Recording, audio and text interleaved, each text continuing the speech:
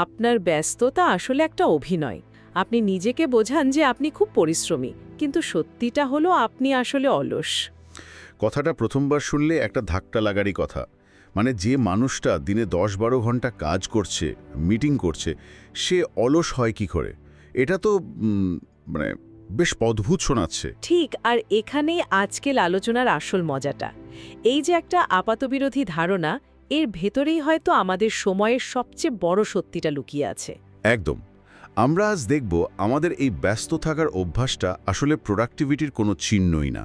বরং এটা এক ধরনের পালানোর পথ।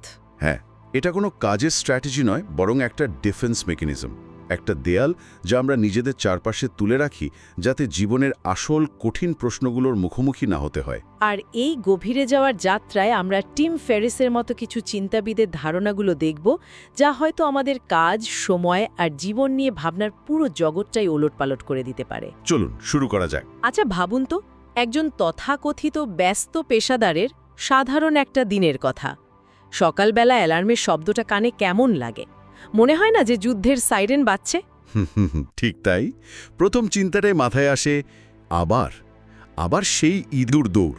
তারপর অফিসে গিয়ে এমন সব কাজ করা যা হয়তো না করলেও চলতো, এমন সব মিটিংয়ে বসে থাকা যেখানে অর্ধেক কথাই অপ্রয়োজনীয়, কিন্তু আমরা বসে থাকি, নিজেকে বোঝাই এটাই নিয়ম। আর ওই যে প্রতি ১০ মিনিটে ফোন বা কম্পিউটার স্ক্রিনে ইমেল চেক করার অভ্যাসটা, ওই নোটিফিকেশনের টুং শব্দটা শুনলে কি মনে হয়? মনে হয়, হ্যাঁ আমি খুব গুরুত্বপূর্ণ, আমাকে ছাড়া চলবে না। অথচ দিনের শেষে যদি হিসাব করা হয়, দুপুরের পর থেকে তো এনার্জি প্রায় শূন্য। একদম।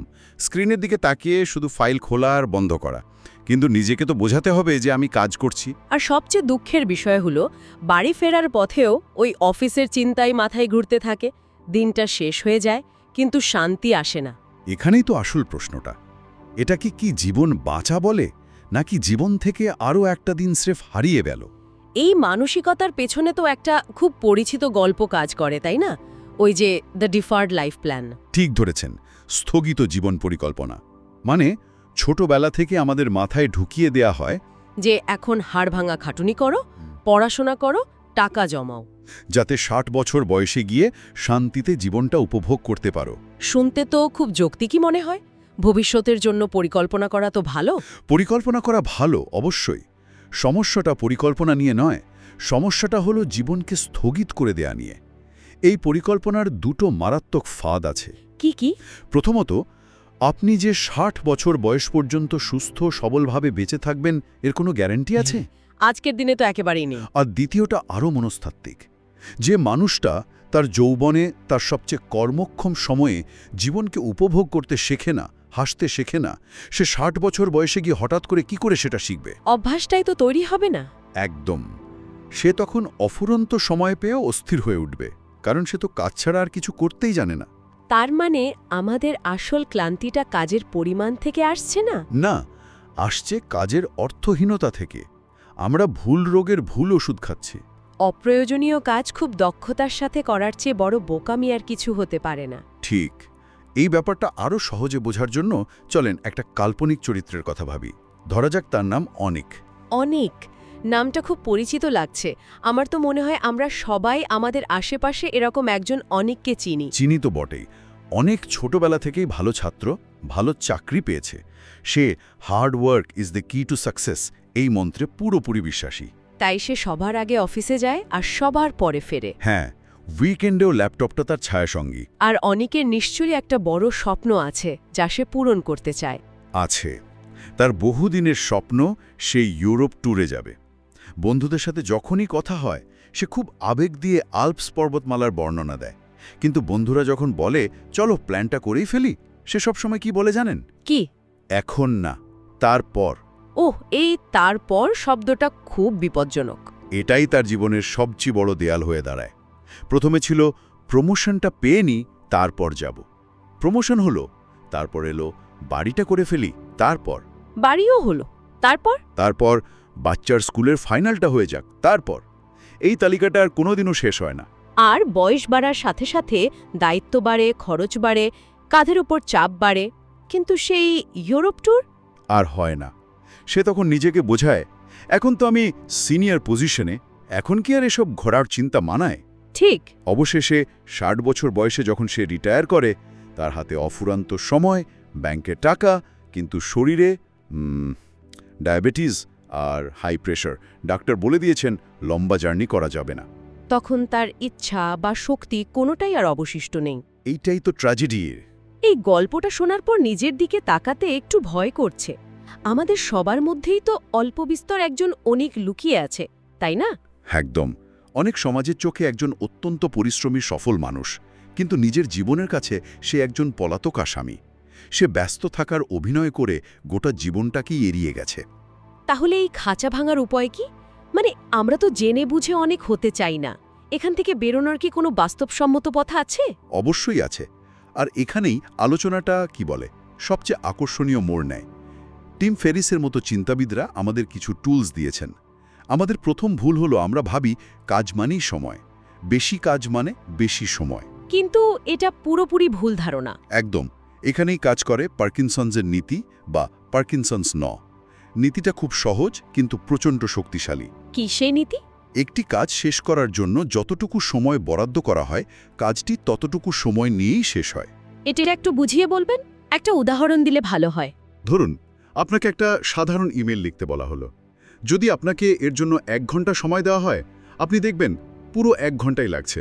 হয়তো নিখুঁত শব্দ খুঁজবেন, কয়েকবার ড্রাফট করবেন। হ্যাঁ, বারবার পড়ব। কিন্তু যদি আপনাকে বলা হয় কাজটা ৫ মিনিটের মধ্যে করতে হবে, আপনি দেখবেন ঠিক ৫ মিনিটে কাজটা হয়ে যাচ্ছে। এবং মজার ব্যাপার হলো, দুটো ইমেলের কোয়ালিটিতে খুব একটা পার্থক্য থাকবে না। এটা তো পরীক্ষার আগের রাতের পড়ার মতো শোনালো। পুরো সেমিস্টারের পড়া আমরা এক রাতে শেষ করে ফেলি। ঠিক তাই। কারণ তখন আমাদের কাছে সময়টা সীমিত। আমরা অফিসে ৮-১০ ঘন্টা থাকি, কারণ এই সময়টা আমাদের জন্য ঠিক করে দেওয়া হয়েছে, কাজ থাকুক বা না থাকুক। তাই আমরা কাজ না থাকলেও কাজ তৈরি করি। আচ্ছা, বুঝলাম যে আমরা কম সময়েও একই কাজ করতে পারি। কিন্তু যদি আমরা ভুল কাজটাই কম সময়ে করি তাহলেও তো কোনো লাভ নেই। কোন কাজটা জরুরি আর কোনটা নয় সেটা বুঝবো কিভাবে? অসাধারণ প্রশ্ন। আর এটাই আমাদের দ্বিতীয় টুল। একে বলা হয় প্যারেটো প্রিন্সিপাল বা 80-20 রুল। 80-20? হ্যাঁ, এই নিয়মটা বলে যে আমাদের জীবনের ৮০% ফলাফল আসে মাত্র ২০% কাজ বা প্রচেষ্টা থেকে। তার মানে বাকি ৮০% কাজ আমাদের মাত্র ২০% ফলাফল দেয়। ঠিক তাই। ধরুন একজন সেলসম্যান তার ৮০% সেলস করে মাত্র ২০% ক্লায়েন্টের কাছ থেকে। আমাদের জীবনের বেশিরভাগ সুখ আসে আমাদের ২০% সম্পর্ক বা অভ্যাস থেকে। আর বাকি ৮০% কাজ, সম্পর্ক, চিন্তা এগুলো হলো আবর্জনা। একদম, যা আমাদের শুধু ব্যস্ত রাখে কিন্তু কোনো সত্যিকারের মূল্য যোগ করে না। তার মানে আমাদের প্রথম কাজ হলো সেই গুরুত্বপূর্ণ ২০%কে খুঁজে বের করা। কিন্তু আজকের এই তথ্যের যুগে যেখানে চারদিক থেকে এত চাপ, ফোকাস করব কিভাবে? এখানেই টিম ফেরিসের সবথেকে শক্তিশালী আইডিয়াটা আসে। তিনি বলেন কাজ ডেলিগেট বা অটোমেট করার আগে সবথেকে জরুরি হলো এলিমিনেশন বা বর্জন করতে শেখা। মানে বাদ দেওয়া। হ্যাঁ, একটা ভুল কাজ যদি আপনি খুব ভালোভাবে করেন বা অটোমেট করেন, সেটা ভুলই থেকে যায়।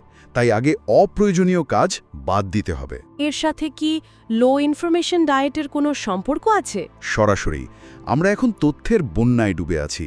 Breaking news, social media notification, অপ্রয়োজনীয় ইমেল, এগুলো আমাদের মনোযোগকে নষ্ট করে দিচ্ছে। এই ডিজিটাল আবর্জনা থেকে নিজেকে দূরে না রাখলে সেই ২০% কাজ খুঁজে বের করা সম্ভবই না। ঠিক, আপনাকে সব কিছু জানতে হবে না। আপনাকে বাছাই করে অজ্ঞ আর সিলেক্টিভলি ইগনোরেন্ট হতে হবে, না বলতে শিখতে হবে। কিন্তু সত্যি বলতে এই ধারণাগুলো শুনতে খুব ভালো লাগছে। কম কাজ, বেশি আউটপুট, অফুরান্ত অবসর, ভাবতেই দারুণ লাগে। কিন্তু একটা প্রশ্ন মনে আসছে। বলুন। যদি কাল থেকে আমাকে আর কাজ করতে না হয়, আমার হাতে যদি অফুরান্ত সময় থাকে, আমি কি করব? এই প্রশ্নটা ভাবলে কেমন যেন একটা ভয় কাজ করে। আপনি একেবারে আসল জায়গায় পৌঁছেছেন। এটাই হলো সবচেয়ে কঠিন সত্য। এই মুক্ত জীবন বা কম কাজ করার ধারণাটা আমাদের বেশিরভাগকে স্বস্তি দেওয়ার বদলে অস্বস্তিতে ফেলে। কেন? ভয়টা ঠিক কিসের? এর কয়েকটি গভীর কারণ আছে। প্রথমটা হলো পরিচয়ের সংকট। ভাবুন তো, কোনো পার্টিতে গেলে প্রথম প্রশ্ন কি করা হয়? আপনি কি করেন? ঠিক, আমরা আমাদের পরিচয়কে আমাদের কাজের সাথে এক করে ফেলেছি। কাজ না থাকলে আমরা নিজেদের মূল্যহীন ভাবতে শুরু করি। আমাদের মনে হয় আমাদের কোনো পরিচয়ই নেই। আর দ্বিতীয় কারণটা কি আরও গভীর? হ্যাঁ, দ্বিতীয়টা হলো নীরবতার ভয়। ব্যস্ততা একটা শব্দের মতো। যা আমাদের ভেতরের অপূর্ণতা, একাকিত্ব, নিরাপত্তাহীনতার চিৎকারকে ঢাকতে সাহায্য করে। যখন কোনো কাজ থাকে না, যখন আমরা একা থাকি, তখন আমাদের নিজেদের মনের ভেতরের সেই ভয়ঙ্কর শব্দগুলো শুনতে হয়। সেই অস্বস্তি থেকে বাঁচার জন্যই আমরা ওভারটাইম করি, ছুটির দিনেও ল্যাপটপ খুলে বসি। তার মানে আমরা নিজেদের ভেতরের শূন্যতা থেকে পালানোর জন্য ব্যস্ত থাকি। এবং তৃতীয় কারণটা হলো আমরা কষ্টকে মহিমান্বিত করেছি। আমাদের মনে গেঁথে গেছে যে যে জিনিস সহজে পাওয়া যায় তার কোনো মূল্য নেই। কষ্ট করা, রাত জাগা, এগুলোকে আমরা একটা স্ট্যাটাস সিম্বল বানিয়ে ফেলেছি। কিন্তু আসল কথাটা হলো, ব্যস্ত হওয়া কোনো স্ট্যাটাস সিম্বল নয়। এটা আসলে একটা মনস্তাত্ত্বিক ব্যর্থতা। ঠিক তাই। এটা প্রমাণ করে যে আপনি আপনার নিজের সময়, মনোযোগ আর জীবনকে নিয়ন্ত্রণ করতে পারছেন না। আচ্ছা, ধরুন আমি এই সব বুঝে নিজের জীবন বদলানোর সিদ্ধান্ত নিলাম, এই ইঁদুর দৌড় থেকে বেরোতে চাইলাম। তখন আমার সবচেয়ে বড় বাধাটা কে হবে? আপনার চারপাশের মানুষ, আপনার বন্ধু, সহকর্মী, এমনকি আপনার পরিবার। তারা কেন বাধা দেবে? তারা তো আমার ভালোই চায়। কারণ আপনার স্বাধীনতা তাদের দাসত্বকে চোখে আঙুল দিয়ে দেখিয়ে দেবে। যখন আপনি কম কাজ করে বেশি সুখী হবেন, তখন তাদের নিজেদের জীবনের অর্থহীনতাটা স্পষ্ট হয়ে উঠবে, আর সেটা মেনে নেওয়া খুব কঠিন। তাই তারা আমাকে টেনে নামানোর চেষ্টা করবে। হ্যাঁ, তারা আপনাকে বলবে তুমি দায়িত্বজ্ঞানহীন বা বাস্তববাদী হও, জীবন এত সহজ নয়। আসলে তারা চায় আপনিও তাদের মতো ক্লান্ত আর অভিযোগকারী হয়ে থাকুন। তার মানে পরিবেশটা একটা বড় শত্রু হয়ে উঠতে পারে। তাহলে উপায় কি? আপনাকে কঠোর হতে হবে। এমন মানুষের সঙ্গ ত্যাগ করতে হবে যারা সারাদিন কত কাজ, কত চাপ নিয়ে গর্ব করে। যখন আপনার চারপাশের মানুষ আপনাকে অদ্ভুত ভাবতে শুরু করবে, বুঝবেন আপনি সঠিক পথে এগোচ্ছেন। আপনার আসল জয়টা সেখানেই। এই আলোচনা থেকে কোনো সহজ সমাধান আশা করাটা ভুল হবে, কারণ এই খাঁচা থেকে বের হওয়াটা ভীষণ কঠিন। কেন? কারণ খাঁচার দরজাটা আসলে খোলাই আছে, কিন্তু আমরা বেরোই না। বেরোই না কারণ খাঁচার ভেতরের খাবারটা নিশ্চিত আর বাইরের জগৎটা অনিশ্চিত। একদম। আমরা সেই অনিশ্চয়তার ভয়কে জয় করতে পারি না, তাই অভ্যাসের দাস হয়েই বাকি জীবনটা কাটিয়ে দিই আর নিজেকে বোঝাই একদিন সব ঠিক হয়ে যাবে, একদিন সময় হবে। কিন্তু সেই একদিন ক্যালেন্ডারে কোনোদিন আসে না। আসে না। তাই চূড়ান্ত সিদ্ধান্তটা আমাদের প্রত্যেকের নিজের। আপনি কি নিজেকে ব্যস্ত রেখে, অর্থহীন কাজে ডুবিয়ে রেখে জীবনটা পার করে দেবেন, নাকি সাহস করে একটু অলস হওয়ার ঝুঁকি নেবেন যাতে জীবনের সত্যিকারের গুরুত্বপূর্ণ কাজগুলো করা যায়? এই প্রশ্নটা নিয়েই আজকের আলোচনা শেষ করা যাক। এই ভিডিওটি দেখার জন্য আপনাকে অসংখ্য ধন্যবাদ। এরকম আরও ভিডিও পেতে আমাদের চ্যানেলটি সাবস্ক্রাইব করতে ভুলবেন না।